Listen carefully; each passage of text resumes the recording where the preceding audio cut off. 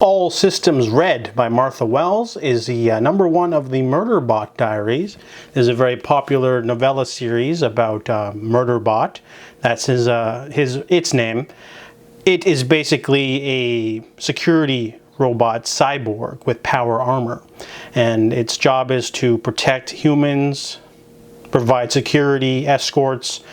So this series is very popular, and the first one literally sets you off into the heart of the action. Literally, Murderbot is rescuing two humans from an alien creature on a hostile alien planet that they're exploring, and we quickly get into this sort of it's done from the first person perspective of the robot.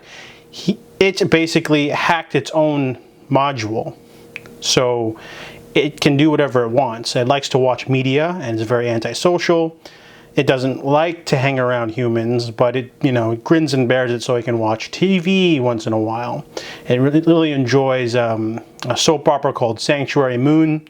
So we're basically thrust into the action because after rescuing its humans charges, they find out that the other survey group on this planet has disappeared. So when they investigate, they find themselves in a sort of conspiracy series.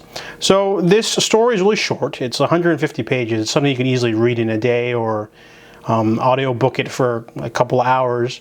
It's high on the action and humor. That's why people like it. But for me, I felt it was a little bit lacking in terms of just overall satisfaction.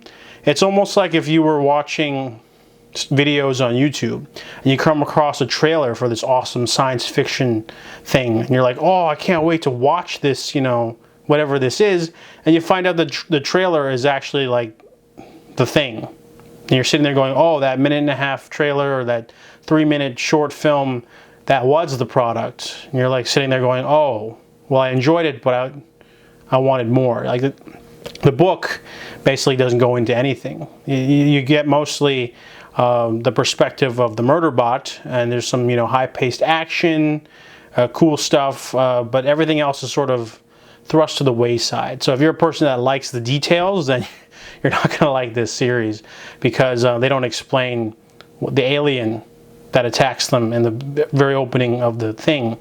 It doesn't explain the planet. It doesn't have a name. All the people, all the charges of the Murderbot aren't even, they have names, but they're not really given descriptions.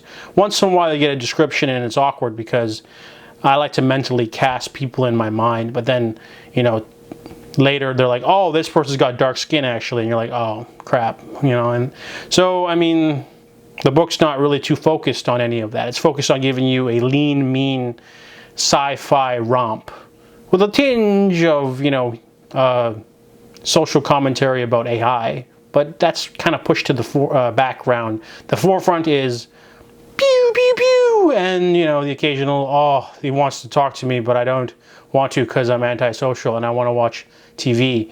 So I give the first one a 3.5 out of 5. Artificial Condition is the second in the Murderbot Diaries. This one is a bit different because it's the only one that's not really connected to the other 4 novellas. This will be a review of the first 2.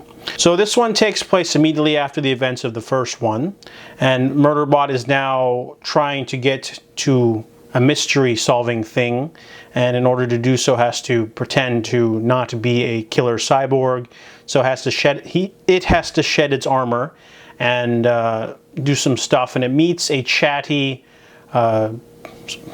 program, I guess, or a robot on a transport ship that's really unique, who's almost like him or it. And essentially this is another quick, lean action adventure story in which Murderbot gets roped up into another group of people's problems because it's trying to get to a certain planet in order to do some detective work. So it's almost like a side quest adventure, and this one was really enjoyable. I liked how it was different. We get a little, not much more world building, but at least you get a change of location, because the first book took place mainly on a planet, on ships and stuff like that. This one gives you a little bit more world building with how the transport systems work, the different planets, and how things work. But it also has the sort of threadbareness to it. It's not going to give you details on these new characters. It's not going to give you too much other than, you know, Murderbot meets some new people, has to help them out and do stuff in order to do its own goal.